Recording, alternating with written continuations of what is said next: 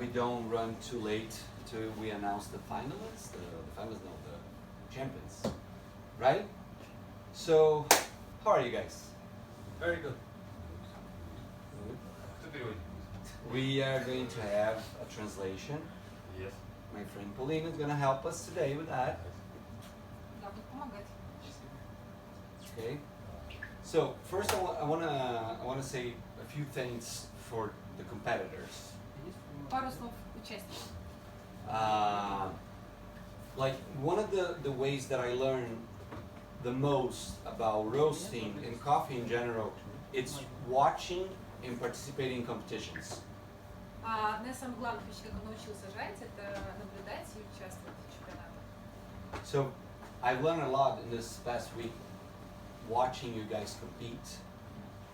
Я очень многому научился, смотря как вы выступаете, участвуете. And I hope this whole process of competing help you guys as well to learn a lot from roasting techniques, different beans, and also equipments. И очень надеюсь, что вам тоже для вас был полезный опыт для работы с новым оборудованием, с новым зерном. So, for me, the competition environment normally enriched a lot my knowledge, my skills, and everything that goes to my coffee career. Все, что в программе чемпионата происходит, очень помогает расширять его знания, навыки и опыт, и в большей степени влияет на его дальнейшую карьеру. Yeah, so today, I'm a better coffee professional. It all started when I started getting involved with competitions and with competitors. То есть сегодня он уже на другом уровне находится как профессионал, от работы вместе с вами, тренинг профессионалом. But I have a few questions for you.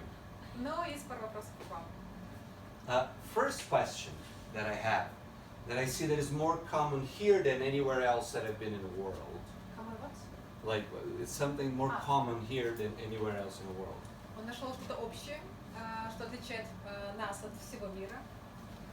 Why do you guys eat so many beans? Почему вы едите? Why? Зачем? We sell it after. Because we want it. We sell it after. Oh, you sell off. It's kind of like a Kopi Luwak thing. I got it. Я нюхаю обычно. Я обычно нюхаю, но помогает.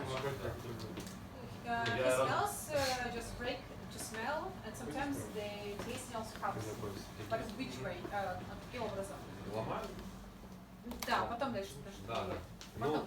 Еще раз. Потом на что-то влияет. Но ты попробовал, что Я понимаю, как пожарилось, какой вкус и что изменить.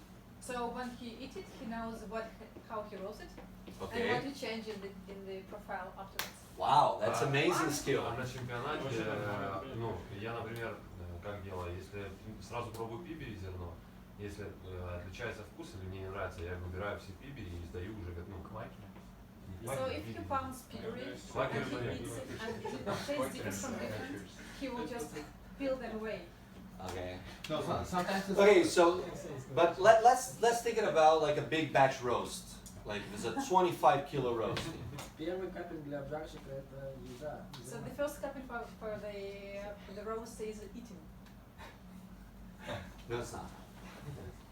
So the thing is, I have a good news for you guys. When we chew the bean, we can know if it's underdeveloped because it's like basically a green bean. We can? Okay. Yeah, we can because it's too hard. То есть хорошая новость есть, да, что когда мы жуем зерно, мы можем понять, если оно недоразвито. When it's burned, we can also notice. Если оно обожжено или сожжено, мы тоже это можем заметить. And that's pretty much it. И это все. Because when we bite the bean, we don't have enough temperature in our mouth to dilute those things in coffee.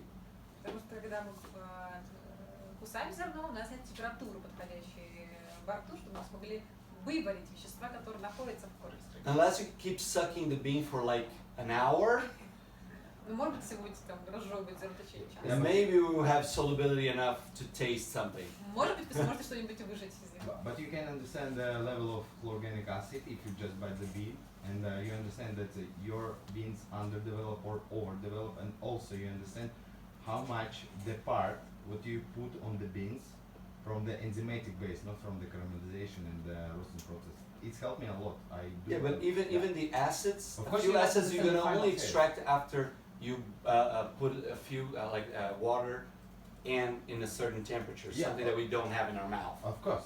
But it's only one way how we can understand it, because on a championship, we I know, cannot have I saw this everywhere in the world. I Yeah. saw people eating beans. I'm not eating beans in a production room. Uh-huh. Okay, only championship. So I saw people eating beans all over the world, По всему миру это происходит, в принципе, едят. but not as much as I saw it here. Но не так много, как здесь. Мы голодные. I just wanted to They're understand. hungry, they're hungry. В России кризис. Yes, we have glory now. Situation. We have Mundial just a week ago. Yeah, all the money was for that, so we don't have any more money. Не, они Yeah. просто съели всю нашу еду. So okay, no, just wanted to understand a little bit. Just wanted to understand a little bit. So I'm gonna talk a little bit about roasting coffee for you guys and a few trends that are around the world. Мы поговорим про обжар в контексте трендов, которые существуют в данный момент. Okay, so one of the ways for me to learn more about roasting coffee, I've been I'm working with coffee for the past 14 years, and I've been roasting coffee for the past 8. Только я стала обучаться обжару. Я работаю в кофейной индустрии 14 лет, жарю кофе последние 8 лет. So for me, the best way to learn more about roasting, it's always roasting different coffees, different process, in different equipments. И для него единственный возможный способ для развития – это жарить разный кофе на разном оборудовании, разные обработки. The past 5 years, what also teach me a lot, it was different varieties and also roasting coffee in different altitudes. За последние 5 лет очень сильные изменения повлияли, это разные сорта и разная высота. There's a lot of people that don't understand why it changed so much roasting coffee in the sea level and 2,000 meters above sea level. There's a lot of people that don't understand why it changed. The location? The location. Не все понимают разницу между обжаром на уровне моря и на высоте 2000 метров. But it's very simple to understand. Water boils in different temperatures according to the atmospheric pressure and the amount of oxygen that we have around us. Основная, все очень просто, вода закипает с разной температурой, на высоте и, собственно, до уровня моря. So it would change how we'll take the moisture and the water that is inside the bean to the outside. So that would change in time and in temperature. То есть основная будет задача в том, чтобы избавиться от воды разными способами на разных температурах и времени. So for example, I help a roastery to start in Ecuador, in the city of Cuenca. Cuenca, yeah. Помогал запускать обжарочную в Эквадоре, в городе Куэнка. And they are located in 2,600 meters above sea level. На высоте 2600 метров. 92. We created the roasting profiles there, and generally, with the varieties and process that we have we have the crack was always around 182 to 184 degrees Celsius. И с сортами и обработками, которые мы жарили, в основном была температура крека 182-184 градуса. 180. 180. Yeah, and sometimes even 178. Иногда даже 178. And temperature, I would never been higher than 194 over there. А финальная температура не была никогда выше 194 градусов. So I got a few of those samples they bring back to me, with me to Brazil. In São Paulo, we are in around 500 meters above sea level. Я взял пару образцов и привез его в Бразилию. В Сан-Паулу высота где-то около 500 метров. So the crack was around 199, 200 degrees. И там крек уже был 199 градусов. 199. 199, 200 градусов. And the end temperature normally would be 206, 208. И финальная температура была 206-208 градусов.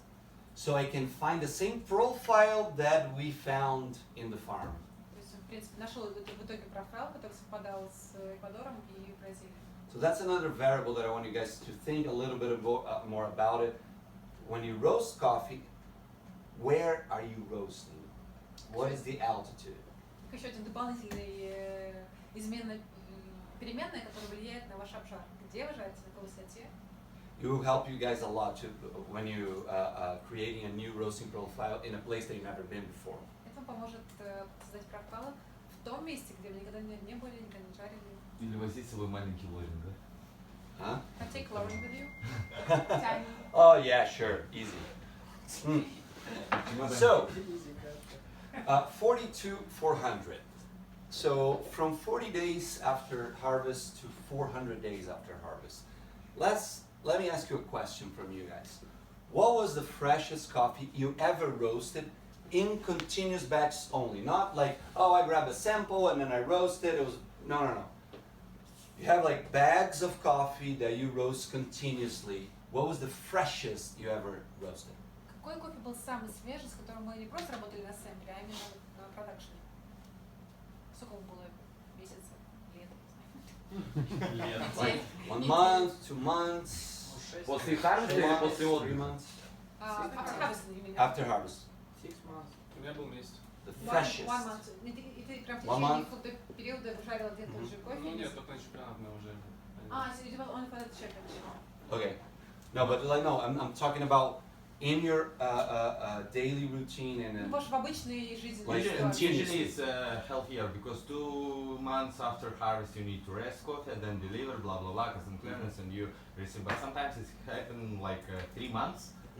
That's the shortest because you still need to rest coffee like 2 months after Okay. harvest.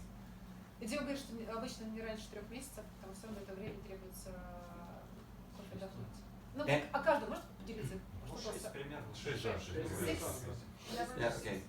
So I think that's very nice, and I think it's very common in Australia, in Europe, in the United States, in Canada. That's like basic. Normally you're gonna roast coffee with 2, 3, 6 months after harvest. I just have one bad news. It doesn't work for producing countries. Yeah. То есть то, что вы рассказали, это обычная практика в Австралии, в Штатах, в Европе. Все работают 2, 3, 4, 6 месяцев. Но в странах производящих это не та же самая ситуация. You are a specialty coffee roaster in a producing country. When the harvest it's starting, you're already running out of coffee. Simple as. Когда начинается урожай, сбор урожая, уже заканчивается старый урожай у обжарщиков. And you cannot bring from other countries. И вы не можете привезти из других стран. So you will roast, especially if you're growing more than you expected, Особенно если вы растете и больше, чем планировали, you will roast fresh coffee. вам придется жарить свежий кофе. And I will talk about a little bit, if you guys have the chance to roast fresh coffee like I had plenty of times, how to handle. И Данила поделится опытом, вот если вам придется жарить супер свежий кофе, как с этим справиться? So I have like, for example, what is the difference normally of a coffee that is like 40 days old and a coffee that is 400 days old? What is the difference between A coffee, yeah, like the same coffee. В чем будет разница между, если возьмем один и тот же кофе, но возраст 40 дней и 400 дней? For example, the profile, when you create the cup profile of the coffee, it's at the beginning, it's totally wild. It changes every week. То есть молодое зерно будет очень таким диким, непостоянным, каждую неделю будет меняться профайл. After you rest a little bit, and it's perfectly stable. Вот он немножко отдохнул, уже бац, супер стабильный. So you don't need to revisit your coffee roast profile Вам не that нужно many постоянно times. проверять, корректировать его стабильно. What's happening inside the beans? For example, the concentration of complex carbohydrates are really, really high when the coffee is still fresh. В чем разница? Концентрация сахаров очень-очень высокая. As we were saying, the molecules still didn't settle, didn't rest, so it didn't. То есть молекулы еще не стабилизировались, они еще двигаются, они подвижные. So it's still like a lot of enzymes and carbohydrates that are still moving around the bean a lot, especially because of the amount of water. То есть сахара и энзимы еще перемещаются в зерне в большей степени из-за воды. After it gets a little bit old, those carbohydrates get a little bit more structured. Ну и со временем, когда кофе стареет, сахара will be structured. Like the molecule settle the structure a little bit better. Just stay the same. Yeah. Со временем сахара успокаиваются и сохраняют свою структуру, не меняются, ни с кем не объединяются, сами по себе. Right? And the biggest problem is going to be the acids in the coffee. Ну и основная проблема это будет кислота в кофе. When it's fresh, it's all there. It's all pungent, and that sometimes hides the high concentration of carbohydrates and sugars. Когда кофе свежий, их там полно, и зачастую даже они могут маскировать сахара, которые присутствуют в кофе. And that's the problem with old coffee. Like one of the first things that we notice when the coffee is over a year old is the decreasing of acids, start fading. А когда кофе старый, там кислот в принципе нет. Это то первое, что мы замечаем спустя год работы с зерном. Кислот там нет. So again, when you're roasted in a producing country and you want to work with specialty coffee, there's a few ways that you can work this around.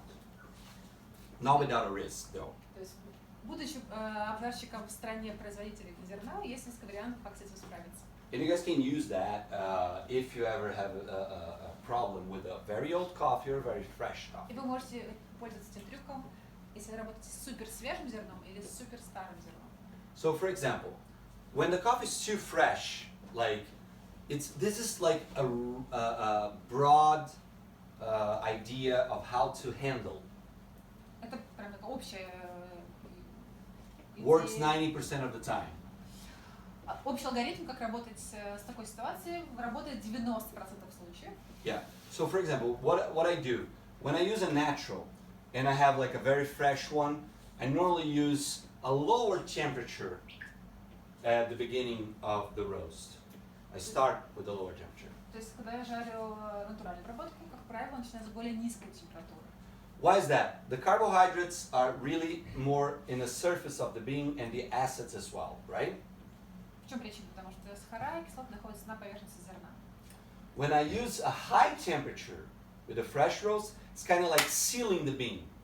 And then I cannot roast from inside out. I roast just the outside part and the inside goes What do you mean under. sealing? It's Like sealing, like kind of like, Запечатывать. Like Закупоривание. you got like making a steak? yeah, kind of like a shell. То есть, вам уже все говорили. Да, то есть получается запечатываем зерно, как в стейке обжариваем, закрываем, чтобы и не можем добраться в итоге до середины зерна. And for example, when we have like a washed coffee, we all know that if we don't apply a lot of heat at the beginning, we're going to lose the roast, we're going to have a baked coffee, right? So that's why when it's stabilized, we go high at the beginning. А для бытого зерна, как правило, мы знаем, что если мы не подберем достаточно много энергии, мы его просто печем, не сможет развиваться. But a fresh one, you need to go medium high. Поэтому, когда кофе уже постарел, мы используем высокую температуру, а когда он свежий, мы берем температуру ниже. They are both will have naturals and wash the same amount of humidity inside after dry, То есть у них будет в принципе одинаковое количество влажности внутри зерна, but the water activity will be different, но активность воды будет разная. and it's not going to have as much solids as the naturals. So you need to apply medium to high heat, but not start all the way high like you should normally. Naturals more solids. Yeah. И в этой обработке меньше будет веществ для экстракции, для запуска реакции. Yeah. So I'm going to give you a few examples of that. Пример. This is Joanna Alm from Drop Coffee Roaster. She's a very good friend of mine. She's from Stockholm, Sweden. Джоанна из Drop Coffee, очень хороший друг Данила. I think she won like 3 or 4 times the Swedish roasting championship. Она выиграла несколько раз чемпионат по обжару в Швеции. Где 6 человек участвует? 4 times? No. That's they have just 6 competitors. Yeah, she won 3 times. That's also Yeah. my big friend. But they have like 3 competitors, 6 competitors. Sexist. Yeah, but she got third in the world as well, right? И она была третьей. She was the third place because they have a mistake. I was number 5 and they not calculated 3 points to me, and instead of this mistake she was like. Oh. You know what happened. So you don't like her. Can we That go was you? on a Rimini, yes. That's on a Rimini. She was the number 3, yes. Okay, got it. At least, yeah. So I asked Joanna to help me with the Colombian champion to roast his coffee over there. И попросил Джоанну пожарить кофе для Colombian Champion, Yeah. для участника из Колумбии, пожарить для него кофе. Why? Because in Bogota we are in 2,500 meters above sea level. Потому что в Богате у нас 2000. And the World Barista Championship was going to happen in Amsterdam, that is 2 meters below sea level. Но в Амстердаме минус 2 метра и совершенно другие условия. So I asked her to roast in Stockholm, that is at least at sea level. И поэтому жарили в Стокгольме хотя бы приблизительно на уровне воды. So we can have it like a batter. But the problem was, when we roast the coffee there, it was exactly 36 days after harvest. 36. 36. Когда мы жарили в Стокгольме, было точно 36 дней после сбора урожая. A natural process that took 28 days to dry. И 28 дней было сушки зерна. So yeah, the coffee was really stressed. И у кофе был стресс. Okay? How did we handle that? We roasted in a Diedrich roaster, Жарили на Дидрихе. and then we start with a lower temperature that we would normally start. So we started with 180, this over here is 184. И мы начали с более низкой температуры, с которой мы обычно Sorry, 180.9, no. Yeah, 180.90, yeah, sure. 80, 70. Yeah, 80, sorry, Naturally, 180.9, 180 181, right. And then we let the coffee absorb all the temperature from the drum Потом позволили зерну впитать всю энергию из барабана, before we start applying heat. перед тем, как начать применять энергию. 45 секунд, да, где-то? What is the 45 seconds. What is the time for before applying, say, the energy? What is the time before applying the energy? It was around 50 seconds before we put any energy in it. Было 50 секунд перед тем, как они что-либо вообще запустили. Yeah. So, and then we also could not, I'm going to talk about the end part as well of fresh and old coffee, but we could not develop too much the coffee. И финальная часть, Like the after crack, Yeah. development after crack. so you mean how you apply it? I will explain later the end part of fresh and roast. Чуть попозже он объяснит, что они делали в конце, после крека. So we only developed 55 seconds. Было 55 секунд. A little bit crazy, right? Развития. It's a little bit crazy, but it's a fresh coffee. It has nothing to do with the coffee that we are used to. Звучит сумасшедше, но это был свежий кофе, и для него требуется какой-то особый подход. У нас был кофе, который мы 35 секунд развивали, чтобы сварить из него капучино. У Лили вот тоже в Амстердаме. 35 секунд. At Amsterdam, there was guys were roasting coffee for the World Barista Championship, 35 seconds roast. Wow. That was crazy, With the but like cappuccino. natural also, like super fresh, but Yeah. So anyway, and then this is the same coffee but wash it, И тот же самый кофе, только уже на Fresh. fresh as well. We start a little bit higher, Для него So выбрали mid-high чуть-чуть temperature? выше температуру. mid-high temperature, and we finish with a little bit higher temperature, what I'm going to explain to you guys. И финальная температура тоже была чуть-чуть повыше, но он попозже объяснит про это. So that like the building up part is really, really important when we are talking about fresh and old coffee. Building what do you mean? The build up of the curve, Okay. of the temperature. Подача энергии, самая основная часть в обжаре. So I'm going to talk about this turning point. Поговорим про точку терна и как вы называете. So with fresh and old, the turning point with naturals normally are higher than the turning point with wash it. То есть точка терна для натурального обычно выше, чем для мытой. Yeah.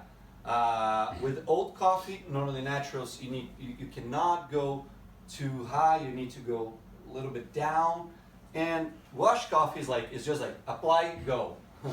Because otherwise you're gonna lose the So roast. for all natures will be lower. Not like, it's like a regular rule, like Для натуральной обработки, когда кофе старый, вы поставите чуть-чуть пониже, в то время как мытое прям так быстро собирается и бежит вперед. This is another friend of mine. I don't know if you guys know, Raul Rodas, World Race Champion 2012 Рауль Родас, 2012 год чемпион мира. from Guatemala. Мало. See, he's the owner of Paradigma Coffee Roasters, and based in Guatemala City, that is 1,200 meters above sea level. Он основатель компании Paradigma, Гватемала 1200. So I was there in January, and we have like some fresh coffees again. We are dealing with the freshest one because it was like end of December harvest. So he was like, Danilo, let's try to figure it out because we are not having good cups. Он был там в январе и как раз опять боролись со свежим зерном, потому что в декабре все закончилось. И нужно было... So we found the first profile was the natural one. Like he used Fahrenheit, so I put like the numbers in Celsius over there. То есть мы начали с натуральной обработки. У нас здесь указано температура в Фаренгейтах, но дополнительно добавил. So the natural one, normally there he would charge the natural around 200 degrees. И обычно у себя он загружает при 200 We need to go a little bit lower, Мы in that пошли чуть 183, пониже. and then we need to be longer in a turning point. И дольше находились на точке терна. Because since the water activity and the cellular structure of the bean is not resting, it is really stressed. If you don't have this in a natural little longer, what's gonna happen? You're gonna take the water out of the bean without actually roasting from inside out. Структура зерна еще в стрессе находится, она развивается неравномерно. И если мы будем делать быстрее черн, у нас вода просто выпарится, при этом with the last section. If you don't, If we apply too quickly, you're gonna take all the steam, the water out of the bean without roasting from inside out, то есть мы просто воду все выпарим, а при этом внутри ничего не поварим. right? And this is the washed one. That I'm sorry, it's not Cropster. Because that's funny because like that one, this one we roast one day, this one we roast the next day, but his computer stopped working, and in my computer I didn't have Cropster, so we just did an Excel file. Это мытая обработка. Точки не надо. Кропстер сломал, компьютерная работа пришлось просто делать в Excel формате. So like I said, like the washed one, we need to go start. The turning point should be lower. Для мытой обработки напоминаю, что должен быть чуть ниже turning point. So while here was around. Точка разворота. Да ну это, блядь, по-русски, да While here was ничего around было. 95, the turning point. И здесь было 95 градусов, Here I need to go like around 85. а здесь было 85 градусов. Yeah, because that's the thing. I needed to and I needed to do it quickly. I need to go lower, and then start right away building up the wash it. Пытался потом быстрее опуститься, но при этом и быстрее подняться. It was so fresh, but since it was washed, it was very hard structure. Он был очень свежий, но поскольку был Hard structure. это было мытое зерно, но поскольку свежее, была слишком твердая структура. Yeah, and then what happened? Like I needed to go down, and then start applying heat right away. Otherwise, I'm gonna bake the coffee. То есть как только мы опустились, надо было сразу подать энергию, иначе мы просто So if you look like this one, we roast around 12 minutes. Мы отварили около 12 минут. The other, we roast 12. We roast. Where is it?